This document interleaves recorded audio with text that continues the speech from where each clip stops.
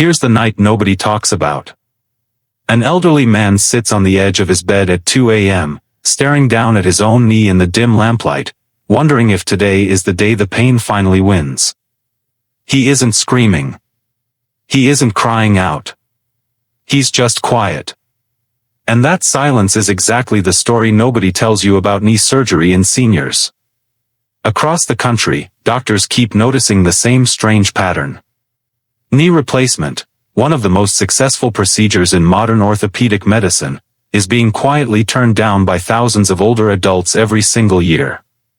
Not because it fails. It doesn't.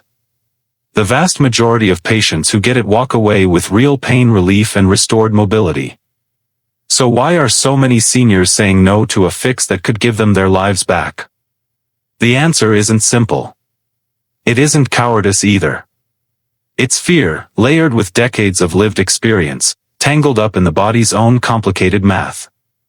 Picture Eleanor, 78, who used to walk 2 miles every morning before her knee turned into what she calls a rusted hinge. Her doctor recommended a total knee replacement 2 years ago. She still hasn't scheduled it. Why? Because Eleanor also has a heart condition. A blood thinner from a stroke 5 years back.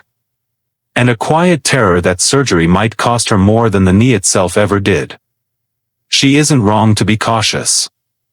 As we age, the body stops processing surgical stress the way it once did. The heart works harder under anesthesia. The lungs are less forgiving. The immune system responds slower, leaving wounds more vulnerable to infection. Recovery that might take a healthy 50-year-old 8 weeks can stretch into months for someone in their late 70s, and that's assuming nothing goes wrong at all. Then there's the question doctors don't always say out loud: is the body even strong enough to rebuild itself afterward? Knee replacement isn't one event. It's a process, weeks of physical therapy, relearning how to bend, how to climb stairs, how to trust a joint made of metal and plastic instead of bone. For someone already fighting osteoporosis, diabetes, or simply the slow erosion of muscle that comes with age, that rebuilding can feel less like recovery and more like punishment. Punishment is the exact word some seniors use, quietly, almost ashamedly, describing what they've heard from friends who went through it. A neighbor who needed a cane for a year afterward. A sister-in-law who developed a blood clot. A friend from church who, 3 months out, still hadn't made it back to her garden. These stories travel faster than any statistic ever could, because fear spreads in a way medical data simply doesn't. But the deeper story isn't only about fear of the surgery itself. It's fear of what comes after, the vulnerability. Many seniors live alone now. Some have lost the spouse who once would have driven them to appointments, helped them in and out of the shower, reminded them when to take their medication. Surgery demands support. It demands someone to lean on, literally, for weeks at a stretch. And for a growing number of independent older adults, that support simply isn't standing by. So instead, they adapt. They modify. They learn to live around the pain rather than through a solution to it. Compression sleeves, a walking stick angle just right, a slower climb up the stairs with one hand locked on the railing like a lifeline. It's a quiet kind of resilience, the kind that never makes headlines, never trends, never gets applause.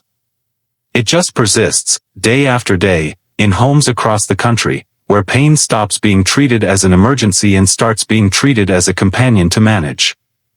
And here's where the science gets interesting, because medicine has been listening to this fear, and it's been answering back. Non-surgical care for aging joints has quietly transformed over the last decade. Physical therapy programs built specifically for older bodies now focus less on aggressive correction and more on strengthening the muscles around the knee, pulling pressure away from cartilage that's been wearing thin for years. Many patients see real pain reduction simply by building up the quadriceps and hamstrings enough to take the load off a joint that's been struggling in silence. Then there are injections, corticosteroids to calm inflammation in controlled bursts, and hyaluronic acid treatments designed to restore some of the natural lubrication cartilage loses over time. Neither regenerates bone. Neither is permanent.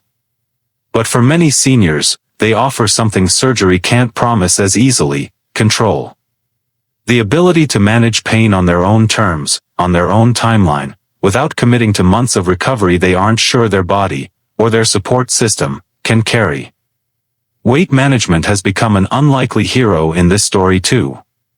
Every extra pound carried on the body translates into roughly 4 extra pounds of pressure on the knee with every step taken. For seniors who manage even modest weight loss, that drop in daily stress on the joint can be enough to delay, sometimes for years, the need for surgery at all. Bracing technology has quietly evolved as well. Unloading braces, engineered to shift weight away from the damaged side of the joint, have given some patients additional years of mobility without ever setting foot in an operating room. But the most overlooked factor in this entire equation isn't medical. It's emotional. Many seniors aren't only weighing physical risk, they're weighing identity. The fear of becoming a burden.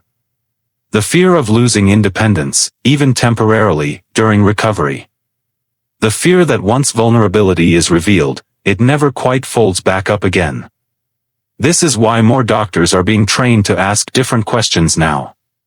Not just, are you medically fit for surgery, but, do you have someone waiting for you afterward?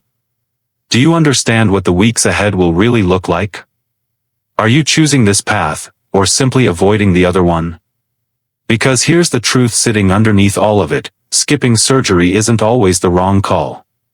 For seniors with serious health complications or no support at home, careful non-surgical management can genuinely be the safer, smarter choice.